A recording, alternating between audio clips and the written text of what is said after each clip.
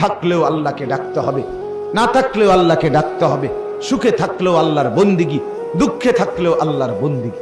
হযরত আইয়ুব আলাইহিস সালামের নাম আমরা শুনছি, কথা বলেন।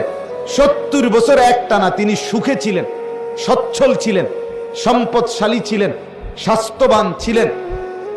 তাফসীরের মধ্যে আছে আইয়ুব নবী গোসল করতে গেলে, আইয়ুব আলাইহিস সালাম গোসল করতে গেছেন, আল্লাহ তাআলা আসমান থেকে জুরজুর করে বৃষ্টির ফুটার মতো স্বর্ণের ফড়িং, ফড়িং বুঝেননি? আগের দিনে যে আমরা ধরতাম ফড়িং, হ্যাঁ, এই ফড়িং, স্বর্ণের তৈরি ফড়িং ঝুরঝুর করে আইয়ুব নবীর সামনে পড়ছে। উনি উনার লুঙ্গির মধ্যে এগুলো উঠাইয়া ঘরে নিয়ে রাখছে।